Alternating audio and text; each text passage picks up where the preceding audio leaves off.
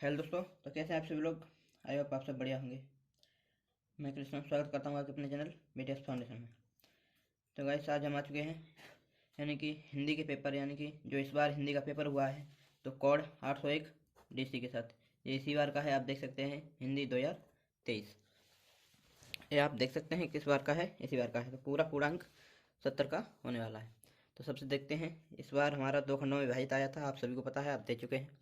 तो गाइस इसका पूरा सॉल्व आपको मिलने वाला है। तो चलिए वीडियो स्टार्ट करते हैं। सबसे पहले 20 बहुविकल्पी यानी कि, तो सबसे पहले स्टार्ट करते हैं।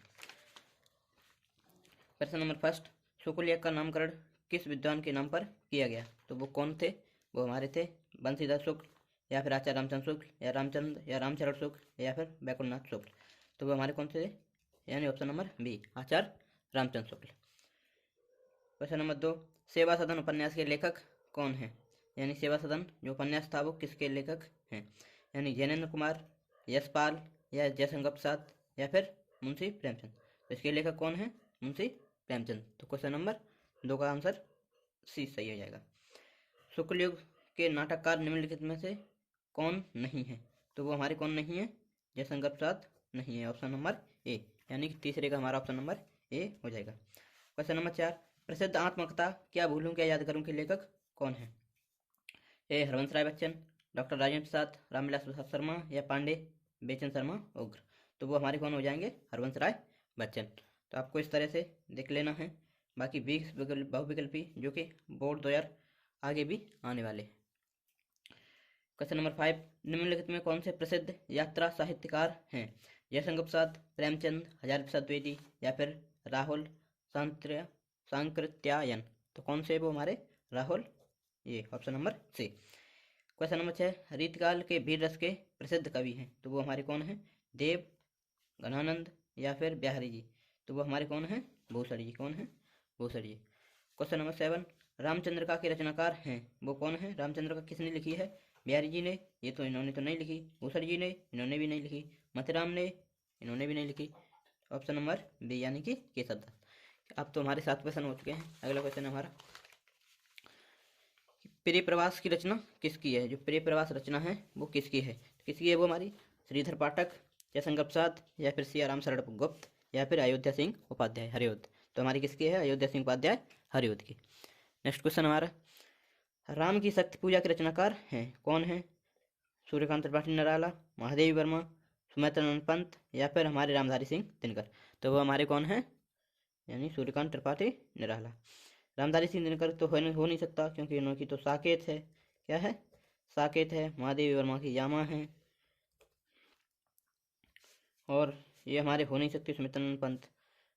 क्वेश्चन नंबर 10, यानी क्वेश्चन नंबर 10। क्वेश्चन नंबर 10 क्या है हमारे? निम्नलिखित में कौन सा प्रगतिवादी कवि का युग नहीं है? यानी युग का कवि नहीं है। तो वो हमारे कौन नहीं है? नागार्जुन नहीं है, या त्रिलोचन नहीं है, या केदारनाथ अग्रवाल, या फिर भारतेंद्र हरिश्चंद्र। तो हमारे कौन से हो जाएंगे? ऑप्शन नंबर डी, यानी कि भारतेंद्र हरिश्चंद्र। क्वेश्चन नंबर 11, हास्यरस का स्थायी भाव है? क्या है हमारा हास्यरस का स्थायी भाव? शोक तो हो नहीं सकता, क्योंकि ये तो करोड़ रस का है। कौन सा हमारा? बी ऑप्शन, यानी कि यही सही है, हास। उत्साह हो नहीं सकता। और रति, रति प्रेम का है। किसका है? प्रेम का। और आगे हमारा क्वेश्चन नंबर 12, मनु मानो जनु जानो आदि वाचक शब्द किस अलंकार में प्राय प्रयुक्त होते हैं? तो वह हमारे कौन से में होते हैं? उत्प्रेक्षा अलंकार, रूपक अलंकार, उपमा अलंकार, या फिर यमक अलंकार। यमक तो कोई अलंकार ही नहीं होता है हमारा। उत्प्रेज अलंकार किसमें होते हैं? उत्प्रेक्षा अलंकार, जिसकी परिभाषा होती है जहाँ उपमेय उपमान की संभावना की जाती है वहाँ उत्प्रेक्षा अलंकार होता है। तो यही सही है।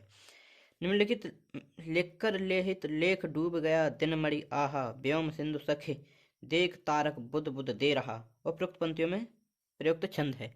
उपरोक्त पंक्तियों में कौन सा छंद है? तो गाइस वो हमारा छंद है सोठा छंद। कौन सा छंद? सोठा छंद। आगे क्वेश्चन नंबर हमारा 14 है। क्वेश्चन नंबर 14 है, उपसर्ग से बना शब्द नहीं है। उपसर्ग से बना शब्द नहीं है। तो वो हमारा कौन नहीं है? उपदेश, इसमें तो उप है। उपनाम, इसमें भी है। उपवन, इसमें भी है। ऊपर इसमें उपसर्ग नहीं लगा है, जो कि उप वाला उपसर्ग है। नेक्स्ट क्वेश्चन, दैनिक शब्द में किस प्रत्यय का प्रयोग किया हुआ है? यानी दैनिक शब्द में किस प्रत्यय का प्रयोग किया हुआ है? यानी कि लास्ट को हम देखते हैं दैनिक में किसका किया गया है? दिन का नहीं किया गया है। इनमें सभी तो हो नहीं सकते, क्योंकि सब तो प्रयोग नहीं किए गए हैं। निम्नलिखित में से सी इक तो हो, क्या हो सकता है हमारा इक, निक नहीं हो सकता है, आप इसमें कन्फ्यूज हो सकते हैं, यानी ऑप्शन नंबर ए सही है, इक। त्रिवेणी में कौन सा समास है, जो त्रिवेणी है उसमें कौन सा समास है, तो उसमें कौन सा समास है, द्वंद्व समास है, कर्मधारय समास है, या बेविभाव समास है, या द्वैध समास है। तो त्रिवेणी में कौन सा समास है हमारा, द्वैध समास है।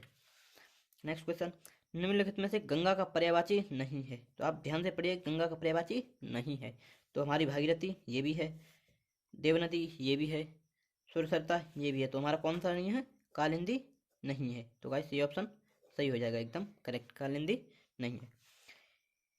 इत्यादि का सही संधि विच्छेद करें, जो इत्यादि का है वो सही संधि विच्छेद करें, यानी कि इत्य धनाद यही सही है, इत्याद ये तो हो नहीं सकता, इत्य प्लस आद इनमें से सभी सभी तो हो नहीं सकते, ये तो ऑप्शन क्रॉस बचे ये दो, तो आपसे ऑप्शन नंबर ए सही है, इत्य धन आद, 18 मई का ए। नेक्स्ट क्वेश्चन हमारा, फल शब्द का तृतीय विभक्ति बहुवचन लिखिए। फल शब्द का जो तृतीय विभक्ति बहुवचन है वो हमारा क्या है, तो फलम ये तो है नहीं, फलम तो पहला ही है, फले है नहीं ये भी पहला ही है, और फलेन ये भी पहला ही है, तो हमारा तृतीय विभक्ति बहुवचन कौन सा है हमारा, फले, कौन सा है, option number D. Next question, हसतु धातु रूप का वचन एवं पुरुष है, तो हमारा कौन सा है, ऑप्शन नंबर सी, एक वचन प्रथम पुरुष, तो वैसे ऑप्शन हमारा सही है। तो वैसे आपने इस तरह से 20 बहुविकल्पी प्रश्न पूरे देख लिए हैं। अब आगे हम बात करते हैं खंडखा, यानी कि खंडखा यानी वर्णात्मक प्रश्न, क्या है हमारे वर्णात्मक प्रश्न। तो गाइस ये आपके सबसे पहले यानी कि 50 नंबर के आने वाले हैं, कितने के आने वाले हैं, 50 नंबर के पूरे, 20 बहुविकल्पी यानी टोटल हमारा मिला के 70 नंबर का पेपर होता है। वर्णात्मक प्रश्न में पहला प्रश्न हम देखते हैं क्या है, तो पहला प्रश्न है हमारा, निम्नलिखित में से किसी गद्यांश पर आधारित प्रश्नों के उत्तर दीजिए। तो हमारा पहला गद्यांश क्या है, विश्वास पात्र मित्र से बड़ी भारी रक्षा रहती है, जिसे ऐसा मित्र मिल जाए उसे समझना चाहिए कि खजाना मिल गया। विश्वास पात्र मित्र जीवन की एक औषधि है, हमें अपने मित्रों से यह आशा रखनी चाहिए। आप इसे पढ़ लेंगे, हम ज़्यादा टाइम वेस्ट नहीं करेंगे, आपको दिख रहा होगा पूरा गद्यांश। तो सबसे पहले हम क्वेश्चन को देखते हैं, क्वेश्चन नंबर हमारा क्या है, पहला, उपरोक्त गद्यांश का संदर्भ लिखिए। क्वेश्चन नंबर दूसरा, गद्यांश के रेखांकित अंश की व्याख्या कीजिए। और क्वेश्चन नंबर तीसरा, लेखक ने विश्वास पात्र मित्र की तुलना किससे की और क्यों की है। तो गाइस इसका हम आंसर देखते हैं, तो इसका आंसर हम देखते हैं सर्वप्रथम कि यानी कि क्लास 10th है, यूपी बोर्ड 2024 है, अब ये 2024 के लिए प्रिपरेशन पूरी होने वाली है इस चैनल पर। तो 801 डीसी सेट है, खंड आ हमारा कंप्लीट हो चुका है, खंड बा में प्रवेश कर चुके हैं। वर्णात्मक प्रश्न है, 801 डीसी सेट है। तो प्रश्न उत्तर संख्या फर्स्ट, कौन सा देखेंगे हम, फर्स्ट, यानी कि हमारा क्या है, प्रश्न उत्तर संख्या फर्स्ट है हमारा, तो हम इसको फर्स्ट लिखकर इसका उत्तर लिखेंगे।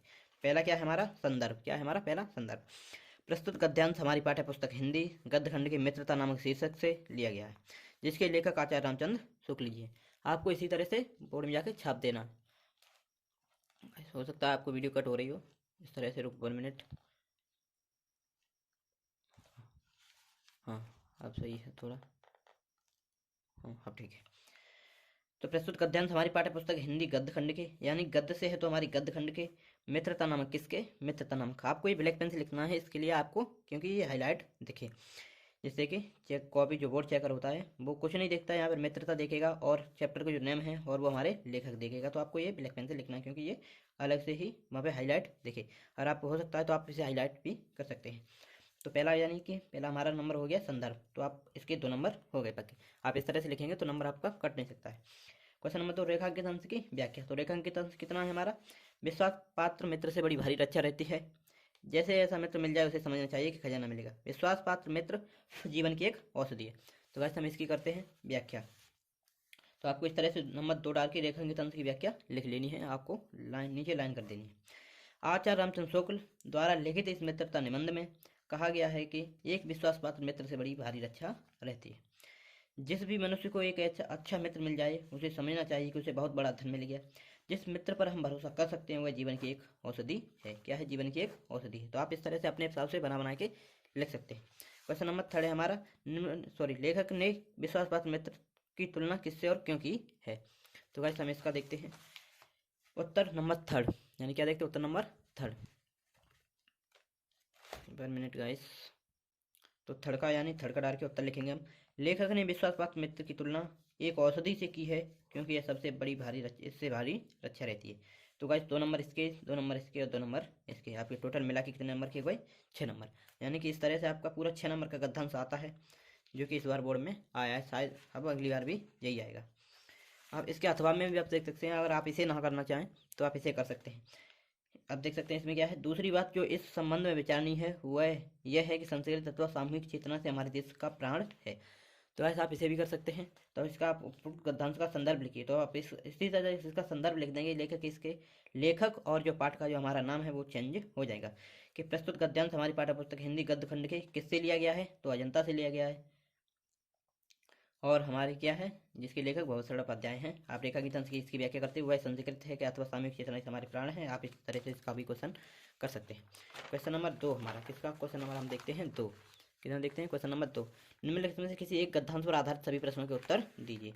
ऊधो मनन भय 10-20 एक होतो सो गयो श्याम संग अब को राधे ईस इंद्री शिथिल वही के सब बिनु जियो देही बिनु शीस। अब इस तरह से इसे पढ़ सकते हैं। हम सीधा क्वेश्चन की तरफ पहुंचते हैं। हो सकता है आपको ना दिख रहा हो। हाँ, तो क्वेश्चन नंबर फर्स्ट है, पहले हमारा उपयुक्त गद्यांश का संदर्भ लिखिए। यानी कि 2 नंबर इसमें भी संदर्भ के मिलने वाले। आप देख सकते हैं 2 2 2, यानी कि पहला संदर्भ के 2, व्याख्या के 2 और एक प्रश्न है जो हमारा, उसके भी 2 नंबर आपको निर्धारित किए गए। दूसरा हमारा रेखांकित अंश की व्याख्या, यानी इसमें जो रेखांकित अंश ऊपर दिया गया है उसकी व्याख्या। और क्वेश्चन नंबर 3 है हमारा, इंद्रिय शिथिल भई के से बिन ज्यों देहि बिनु शीस। उपरोक्त पंक्ति में कौन सा अलंकार है, तो कौन सा अलंकार है हमें ये छांटना। तो चलिए इसे साइड में रखते हैं, यानी कि हम इसका हल देखें। यानी कि आप इस तरह से प्रश्न उत्तर संख्या 2 डाल के इसका हम हल लिखेंगे। पेपर में आपको इसी तरह से लिखना है, आपके एक भी नंबर नहीं घटेगा। यानी कि संदर्भ, प्रश्न उत्तर संख्या 2 और संदर्भ। उपयुक्त गद्यांश हमारी पाठ्य पुस्तक हिंदी के काव्यखंड में पद नामक शीर्षक से लिया गया है, जिसके कवि अष्टशाप के सर्वश्रेष्ठ कवि सूरदास जी हैं। कौन है ये, हमारा कहाँ से लिया गया है, पद नामक शीर्षक से लिया गया है, जिसके कवि सूरदास जी हैं। तो आपको कुछ नहीं लिखना है, आपको सिर्फ चेंज करना है, यानी कि हमारा पाठ का नाम, यानी कि ये पद और इसके कवि, आपको पूरा इसी तरह से चेप देना। क्वेश्चन नंबर 2 था हमारा, रेखांकित अंश की व्याख्या कीजिए। रेखांकित अंश की व्याख्या करें। प्रस्तुत पंक्तियों में सूरदास जी ने लिखा है, गोपियां उद्धव जी से कह रही हैं कि उद्धव हमारे 10-20 मन नहीं है, एक मन था वो भी हमारा श्री कृष्ण के साथ चला गया। अब हमारा कोई ईश्वर नहीं है और कोई ही जगदीश नहीं है। आप इस तरह से अपने हिसाब से बना बना के लिख सकते हैं। क्वेश्चन नंबर 3 था हमारा, कौन सा अलंकार है, तो हमारा कौन सा अलंकार है, अनुप्रास और रूपक अलंकार है। यानी कि इसमें उस पंक्ति में रूपक और अनुप्रास अलंकार है। आप इस तरह से लिख सकते हैं। आप अब क्वेश्चन नंबर देखते हैं 3। यानी कि आप इसे ना करना चाहें तो इसके भी अथवा में आपको एक ऑप्शन चॉइस रहेगी। तो ऑप्शन चॉइस क्या रहेगी, आप इसे कर सकते हैं। विश्वत रेखा का बासी जो जीता अनित हाँप हाँप कर रखता है अनुराग लौकिक, वह भी अपनी मातृभूमि पर ध्रुववासी जो हिम्मत है जी लेता है कांप कांप पर, वह भी अपनी मातृभूमि पर कर देता है प्राण न्यौछावर। इसका भी आप संदर्भ लिख सकते हैं। आप जो करना चाहें वो से आप कर सकते हैं। इसमें चॉइस आपको मिलती है, यानी हर एक क्वेश्चन में ज़्यादातर चॉइस मिलती है। क्वेश्चन नंबर 3 है हमारा, आप देख सकते हैं क्वेश्चन नंबर 3। निम्नलिखित में से किसी एक संस्कृत गद्यांश के संदर्भ सहित व्याख्या कीजिए या हिंदी में अनुवाद कीजिए। संदर्भ सहित आपको हिंदी में अनुवाद करना है। 2 नंबर संदर्भ के, 3 नंबर अनुवाद के। आपको ये पूरा 5 नंबर का आने वाला है।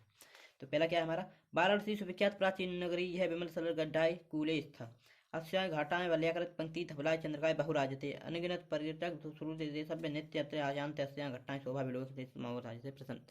आप इसका संदर्भ लिख सकते हैं कि संदर्भ हेडिंग डाल के, यानी कि संदर्भ लिख के आप इस तरह से अपनी कॉपी पर, और इसका संदर्भ लिख सकते हैं। प्रस्तुत संस्कृत गद्यांश हमारी पाठ्य पुस्तक हिंदी संघ के संस्कृत खंड में वाराणसी नामक शीर्षक से लिया गया है। इसमें कोई लेखक वगैरह नहीं होते, आपको सीधा इसका पाठ का नाम लिखना होता है। आपके 2 नंबर पक्के हो जाते हैं। कहाँ से लिया गया है, वाराणसी नामक पाठ से, वाराणसी। व्याख्या करेंगे इसकी हम, यानी कि हिंदी में अनुवाद करेंगे। तो वाराणसी सुविख्यात प्राचीन नगरी, यानी वाराणसी पुराने समय से ही बहुत पुरानी प्रसिद्ध नगरी है। यह विमल सरल गड्ढाई नगा कूले स्था, यह स्वच्छ गंगा नदी के किनारे स्थित है, यानी स्वच्छ तरंगों वाली गंगा नदी के किनारे स्थित है। अस्याय घाटाएं वलयाकृत बलयाकृत पंक्ति धवलाय चंद्रकाय बहुराजते, यानी इसके घाटों की जो घुमावदार पंक्तियां हैं, बलयाकार पंक्तियां हैं, वो चंद्रमा की राज में बहुत सुशोभित होती हैं, बहुत सुंदर लगती हैं। अनगिनत पर्यटक सूर्यदेश बिंब आयात निरंत आयंत, यहाँ अनगिनत पर्यटक दूर दूर देशों से आते हैं। अस्याय घाटा शोभा लय मिलुम प्रसन्न, और यहाँ के घाटों की शोभा को देखकर बहुत प्रसन्न होते हैं। आप इस तरह से इसका आंसर लिख सकते हैं। आप अथवा का करेंगे तो इसमें हम अथवा का देखते हैं क्या है। वैसे तो हम अथवा का देखते हैं। मानव जीवनस्य क्या है हमारा, मानव जीवनस्य संस्करण संस्कृति अस्मांग पूर्वज मानव जीवनस्य संस्कृति महंतम प्रयत्न अकुर्वन् ते अस्मांग जीवन संस्करण यान आचार विचार परिवर्तन अस्मांग संस्कृति। तो आप, मैंने यही किया था पेपर में, और मैं इसे आपको इसमें दिखाता हूँ किस तरह से आपको लिखना है। तो आपको कुछ नहीं करना, प्रश्नोत्तर संख्या 3 डाल के इसका अथवा कर रहे हैं तो आपको इस तरह से अथवा लिख देना है, जिससे कि एग्जामिनर को पता चले कि बच्चे ने कौन सा किया है। तो आप इस तरह से लिखेंगे। तो संदर्भ प्रस्तुत संस्कृत गद्यांश हमारी पाठ्यपुस्तक हिंदी के संस्कृत खंड में भारतीय संस्कृत नामक पाठ से लिया गया। कहाँ से लिया गया है? भारतीय संस्कृत। इस तरह से आप अनुवाद डाल लेंगे दूसरे नंबर पे। फिर इसका करेंगे मानव जीवन को संभालना ही संस्कृति है। क्या है? मानव जीवन को संभालना ही संस्कृति है। हमारे पूर्वजों ने मानव जीवन को सुधारने के लिए अनेक प्रयत्न किए, वह सभी उनके आचार विचार हमारी संस्कृति हैं। आप इस तरह से लिख सकते हैं। आपके 5 नंबर पूरे हो गए, 2 संदर्भ के, 3 अनुवाद के। इस तरह से आपका पूरा क्वेश्चन हो गया। क्वेश्चन नंबर हमारा 4 है हमारा कि निम्नलिखित में से किसी एक संस्कृत पद्यांश का संदर्भ सहित हिंदी में अनुवाद कीजिए। इस तरह से आपको एक श्लोक जो आएगा उसका भी हिंदी में अनुवाद करना है। पहला है हमारा अब्दो दूरगामी च साक्षरो न च पंडित अमुक स्फुट वक्ता च यो जनाति स च पंडित। अथवा है मान हित्वा प्रियो भवति क्रेद हित्वा न सोचति काम हित्वा न भवति लोभ हित्वा सुखी भवेत। तो आप इस तरह से इसका कोई भी आंसर लिख सकते हैं। तो गाइस हम आपको दिखाते हैं किस तरह से आपको लिखना है। तो आपको प्रश्न नंबर 4 डाल लेना है यहाँ पर, और आप जो भी करना चाहें वो आप कर सकते हैं। अथवा करना चाहें तो यहाँ पर तुरंत ही अथवा आपको लिख देना है। तो पहला हम यानी कि संदर्भ डाल लेंगे। क्या है मेरा? हमारा प्रस्तुत संस्कृत पद्यांश हमारी पाठ्यपुस्तक हिंदी के संस्कृत खंड में प्रबुद्ध ग्रामीण। कहाँ से लिया गया है? प्रबुद्ध ग्रामीण, जहाँ पर एक रेल में एक ग्रामीण मजदूर जाता है और वहाँ के शहरी लोग उसका हंसी बनाते हैं, वहाँ से ये लिया गया है। तो यह आप इस तरह से संदर्भ लिख सकते हैं। आपके 2 नंबर पक्के। अनुवाद आप इस तरह से लिखेंगे, बिना पैरों के है फिर भी दूर तक जाता है। यानी कि अब 2 दूरगामी बिना पैरों के है फिर भी दूर तक जाता है। अक्षरों से मुक्त है फिर भी पंडित नहीं है। मुख नहीं है फिर भी बोलता है, जो इसे जानता है वही पंडित है। आप इस तरह से लिख सकते हैं। आप अथवा करना चाहें अथवा भी कर सकते हैं। संदर्भ आप उसी तरह से ऊपर जो हमने लिखाया उसी तरह से आप लिख सकते हैं कि प्रस्तुत संस्कृत पद्यांश हमारी पाठ्यपुस्तक हिंदी के संस्कृत खंड में कहाँ से लिया गया है? जीवन सूत्रावली से। कहाँ? जीवन सूत्रावली। आपका बस यानी कि जो पाठ का नाम है वही चेंज हो जाएगा, और उसी तरह से आप लिख देंगे। इसका अनुवाद देखते हैं हम क्या है। अभिमान छोड़कर मनुष्य प्रिय होता है, क्रोध त्याग कर शोक नहीं करता, कामना यानी इच्छा को त्याग कर धनवान होता है, और लोभ छोड़कर सुखी हो जाता है। प्रश्नोत्तर संख्या 5 यानी प्रश्नोत्तर संख्या 5 क्या है हमारी कि अपने पठित काव्य खंड के आधार पर निम्नलिखित प्रश्नों से कि एक का उत्तर दीजिए। मुक्तियुद्ध खंड काव्य का आधार गांधी जी का चर्चित लड़, मुक्तियुद्ध खंड काव्य के आपके 2 तीसर। यानी कि जो हमारा प्रश्न नंबर जो 5 है, क्या है हमारा प्रश्न नंबर 5, इसकी मैंने पूरी वीडियो यानी कि यूट्यूब पे पहले हमारे भी पहले चैनल पे पड़ी हुई, तो आप पूरे सर्ग चरित्र आप वगैरह वहाँ से देख सकते हैं। तो इसमें बहुत सारा टाइम लगेगा, तो मैं इसे नहीं कराने वाला हूँ। आप नेक्स्ट क्वेश्चन देख सकते हैं। नेक्स्ट क्वेश्चन क्या है? तो हमारे बस खंड काव्य हमारे यहाँ आता है, इससे हमें कोई मतलब नहीं। गाइस यानी कि प्रश्न नंबर 6 क्या है? प्रश्न नंबर 6, दिए गए लेखकों में से किसी एक लेखक का जीवन परिचय देते हुए उनकी एक प्रमुख रचना का उल्लेख कीजिए। यानी कि 3 नंबर जीवन परिचय के, 2 नंबर एक रचना के, 5 नंबर का कुल मिला के आपको पूरा आने वाला है जीवन परिचय। तो गाइस कौन सा आने वाला है? आचार्य रामचंद्र शुक्ल, जयशंकर प्रसाद और डॉक्टर राजेंद्र प्रसाद। तीनों गाइस वेरी इंपॉर्टेंट है। आप किसी 2 को याद कीजिए। किसको? किसी 2 को याद कर लीजिए, आपका 100% बोर्ड में आ जाएगा। मेरे हिसाब से आप जयशंकर प्रसाद और आचार्य रामचंद्र शुक्ल का ही याद कीजिए, तो आपको ज़्यादा बेटर है। क्वेश्चन नंबर 6 का खा देखते हैं। दिए गए किसी कवियों में से किसी एक का जीवन परिचय देते हुए उनकी एक प्रमुख रचना का उल्लेख कीजिए। महाकवि सूरदास। गाइस आप इसे ही याद कर लीजिए, सूरदास जी, इसे आपको आना ही आना है। बिहारी लाल, महादेवी वर्मा और श्यामनारायण पांडे। आप किन्हीं 2 को याद कीजिए, इसमें से 100% फंसेगा। तो मैं आपको बता रहा हूँ, महादेवी वर्मा और सूरदास, इन 2 को याद कीजिए। इन दोनों में से ही आपको 100% बोर्ड में मिल जाएगा। तो गाइस सूरदास का जीवन परिचय मैं भी लिख के आया था, तो मैं आपको इसे दिखा दे रहा हूँ क्योंकि कैसे लिखा जाता है। तो गाइस ये हमारा बोर्ड पेपर 2023 के लिए जीवन परिचय मैंने आपको इंपोर्टेंट पहले ही मैंने वीडियो यूट्यूब पे डाल दी है, आप देख सकते हैं वहाँ से, और मैं फिर भी कराई दे रहा। आज से आप सर्वश्रेष्ठ कवि सूरदास का जन्म बैसाखी शुद्ध पंचमी 1478 ईस्वी। आपको जन्म सन याद रखनी है, बाकी आप वहाँ से लिख सकते हैं। मैं आगरा से मथुरा जाने वाली सड़क के पास रूनकता नामक ग्राम में हुआ था। इनके विद्वान इनका पिता दिल्ली के कुछ विद्वान इनका जन्म दिल्ली के निकट सिंही गांव में मानते हैं। सूरदास जन्मान थे या नहीं, इसके संबंध में अनेक मत हैं। आप इस तरह से इसे पढ़ सकते हैं। और इनकी मृत्यु हुई थी पारसौली ग्राम में 1589 ईस्वी। सॉरी, कहाँ पे? 1583 ईस्वी में। इनकी प्रमुख रचनाएं क्या हैं? सूरसागर, साहित्य लहरी, सूर की सारावली। इनकी 3 ही रचना है, आप 100% याद कर सकते हैं। कैसे? इनके संबंध में एक दुआ है, साहित्य लहरी, सूरसागर, सूर की सारावली, श्री कृष्ण की बाल चप्पल लेखनी अनुपम तिलक। आप इस तरह से इसका आंसर लिख सकते हैं। आप स्क्रीनशॉट ले सकते हैं यहाँ से, तो इस तरह से आपका उत्तर हो जाएगा। अगला प्रश्न देखते हैं। तो आप इसी तरह से आप इसे लिख सकते हैं। तो गाइस चलिए अगले प्रश्न की तरफ देखते हैं। आप इस तरह से स्क्रीनशॉट ले लीजिए, तो आपको बहुत फायदा मिलेगी। नेक्स्ट क्वेश्चन हमारा क्या है? यानी कि हम क्वेश्चन नंबर 4 पर लिख सकते हैं। क्वेश्चन नंबर 6 का भी हमने दूसरा देखा है, अभी क्या सा देखा है? दूसरे का फर्स्ट। तो आप किसी एक को भी लिखिए और उनकी रचना के लिखें, तो आपको 5 नंबर पूरे मिल जाएंगे। क्वेश्चन नंबर 7, अपनी पाठ्य पुस्तक में कंठस्थ कोई एक श्लोक जो प्रश्न पत्र में ना आया हो। जो पीछे हमारे 2 हैं आपको उनको नहीं लिखना है, आपको खुद का याद करना हुआ लिखना है। तो प्रश्न उत्तर संख्या 7 यानी कि आपको इस तरह से लिखना है और यहाँ पे हेडिंग डाल लेनी है श्लोक और आपको लिख देना है। यहाँ पर कुछ नहीं लिखना है, आपको एक श्लोक लिखना है जो हमारा कौन सा है, आपको पूरी तरह से याद हो जाएगा इसी वीडियो में।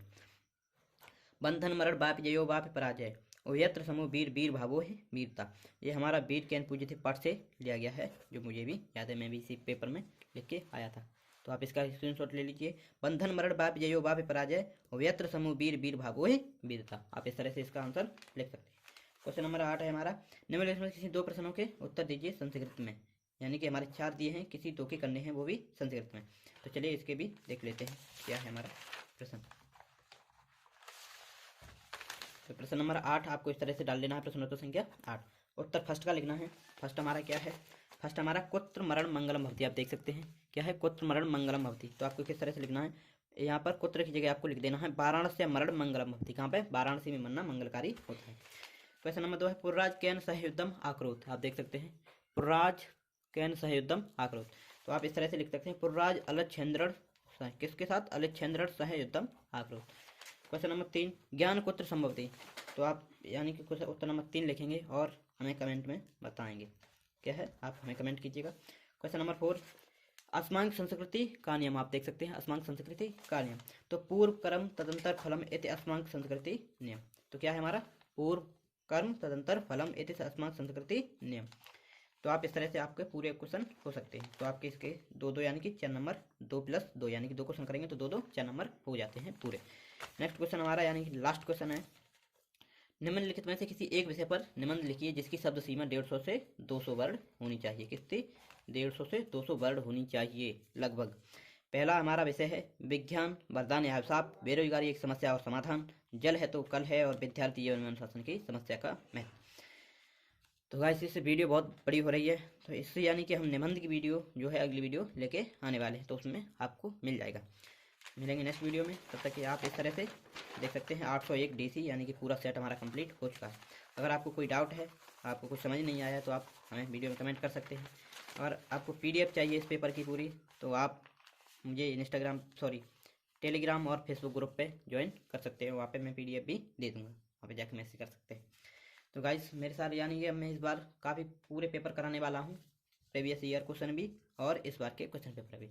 तो मिलेंगे नेक्स्ट वीडियो में, तब तक के लिए जय हिंद जय भारत।